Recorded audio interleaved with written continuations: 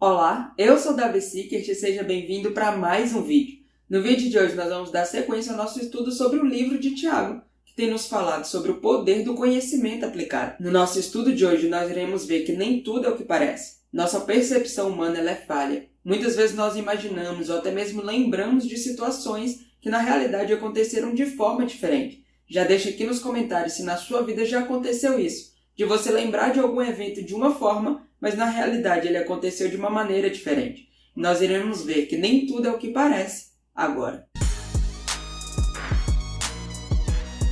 No nosso estudo anterior do livro de Tiago, e se você não viu, eu vou deixar aqui no card para você conferir, nós falamos do verso 1 até o verso 8, onde foi destacado que as provações vencidas são um caminho para a maturidade espiritual, que Deus também nos dá a sabedoria, que é conhecer a sua vontade e saber aplicá-la na nossa vida de forma correta. Foi destacado também que Deus nos dá a sabedoria para aqueles que pedem sem duvidar. Essa sabedoria é conhecer a vontade de Deus e saber como colocá-la em prática. Tiago, nesses versos, vai abordar a aprovação de forma geral.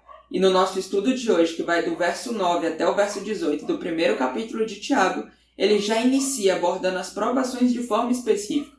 Ele aborda as provações das pessoas pobres e também dos ricos. Ambos os grupos são provados de diferentes formas. As pessoas pobres têm dificuldade com os recursos. A falta de recursos, isso até mesmo a falta de saúde e outras coisas, são motivos que podem levar as pessoas a duvidarem de Deus e não confiar em Jesus. E por isso, a pobreza é um tipo de provação. Para a pessoa rica, acontece da forma oposta. A grande quantidade de recursos pode ser um empecilho de acreditar na vontade de Deus. Pode colocar a confiança no dinheiro e não em Cristo, e é somente nele que nossa confiança deve ser colocada. Porém, ambos os grupos são tentados, de diferentes formas, mas ambos os grupos são tentados. Além disso, Tiago, usando como exemplo uma flor que murcha, ele compara com a vida dos seres humanos de forma geral. Nós temos uma vida muito frágil, muito limitada, e logo iremos morrer, se Cristo Jesus não voltar antes. Assim como uma flor murcha, nós iremos morrer.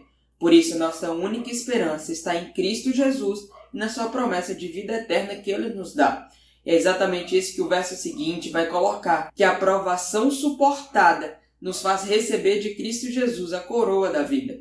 Quando nós entregamos nossa vida nas mãos de Cristo Jesus e através dos méritos dele nós vencemos a provação, nós receberemos no futuro a vida eterna que vem somente de Cristo Jesus, conquistada através do sacrifício dele lá na cruz. Porém, na maior parte dos versos desse bloco, dos versos 13 ao verso 18, Tiago vai gastar falando sobre a origem da tentação e o relacionamento que Deus tem com ela. Em primeiro lugar, Tiago vai destacar que Deus nada tem a ver com as tentações, que elas não vêm de Deus porque Deus não pode ser tentado.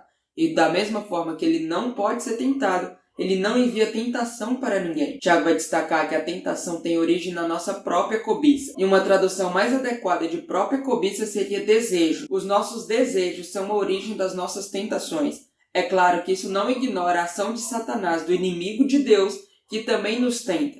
Porém, a maior parte delas vem do nosso próprio desejo, da nossa tendência para o pecado. E essa tradução ainda nos ajuda a compreender que mesmo os desejos positivos, executados de forma errada, também podem levar ao pecado. As tentações que vêm do diabo encontram uma correlação na nossa própria tendência natural para o erro, para o pecado, e é assim que ela nos conduz a errar. Tiago vai fazer uma comparação de como a tentação acontece, como ela conduz para o pecado, de forma similar com uma gestação. O que Tiago está enfatizando é que da tentação ao pecado existe um processo, igual existe no processo da gestação. Essa comparação ela é sugerida através da linguagem que Tiago descreve o processo da tentação se tornar em pecado. Primeiro vai ser destacado que a tentação vem por parte desse desejo que nós acabamos de comentar. Porém, quando ela é cultivada, quando ela nos atrai e nos seduz, ou seja, quando nós demoramos, passamos tempo, cultivamos a tentação, é que ela então vai nos levar ao pecado. Tentação em si própria não é pecado. É somente quando nós nos demoramos, quando nós gastamos tempo com ela, que ela vai então produzir, vai nos levar a pecar. A tentação em si não é pecado. E é por isso que ao sermos tentados, nós podemos sair vitoriosos através de Cristo Jesus. O grande problema é que quando as tentações vêm, sejam elas dos nossos próprios desejos positivos ou das nossas tendências para o pecado, ou até mesmo pelos ataques do inimigo, nós muitas vezes gastamos tempo, nos demoramos nela, e através desse processo nós vamos nos acostumando com esse problema, com essa tentação, até que nós já não mais a resistimos e nós cedemos ao pecado.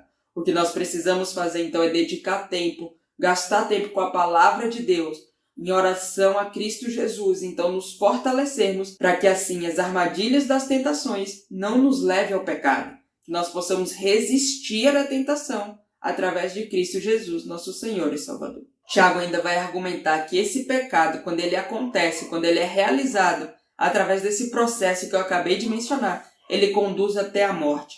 Uma coisa importante de ser destacada aqui, que Tiago não está falando de morte, dessa primeira morte que é comparada como um sono, que todos nós iremos passar caso Cristo Jesus não volte.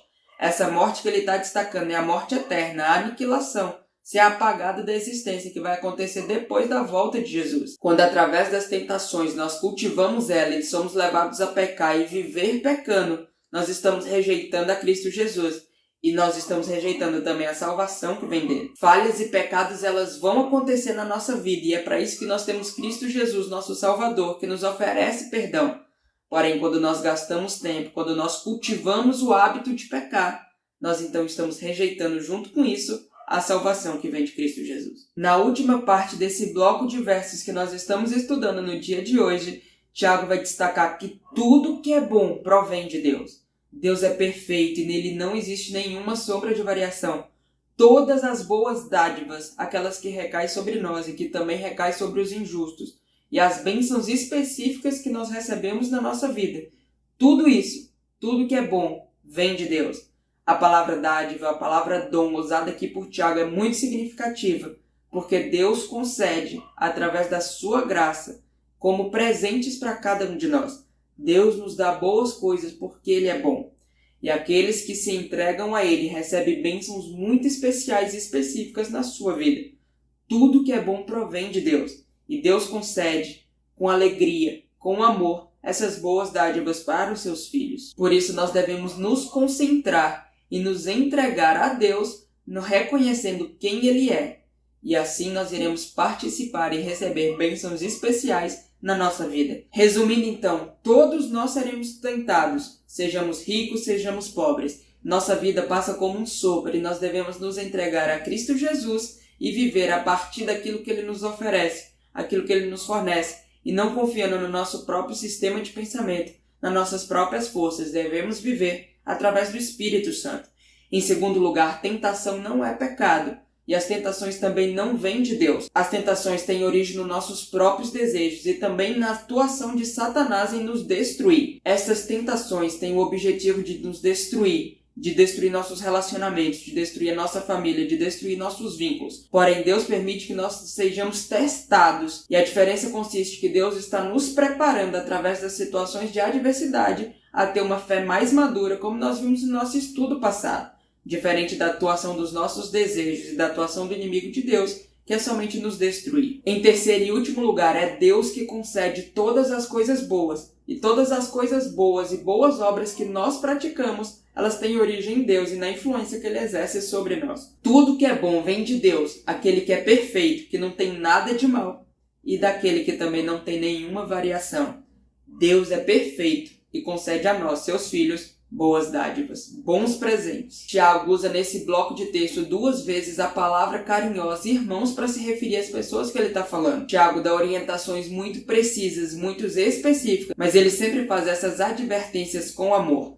Da mesma forma, a palavra de Deus fala a mim, fala a você que está assistindo esse vídeo hoje, para nós confiarmos em Deus, entregarmos nossa vida em Jesus e resistirmos às tentações que vêm do inimigo através do poder de Cristo. Porque senão, se nós cultivarmos as tentações, isso vai nos fazer pecar e nos levar à morte eterna. Por isso, hoje a mesma recomendação que Tiago fez para o seu público é a mesma que a palavra de Deus faz a mim e faz a você, para nós abandonarmos nossas práticas pecaminosas, nos entregarmos a Cristo Jesus e depositarmos nossa confiança exclusivamente nele, aquele que é perfeito e nos concede boas dádivas. Eu te vejo aqui no próximo sábado para o nosso próximo estudo de Tiago, que tem falado bastante aos nossos corações, nos mostrando o poder da palavra de Deus quando aplicada na nossa vida prática. E eu te espero no próximo vídeo.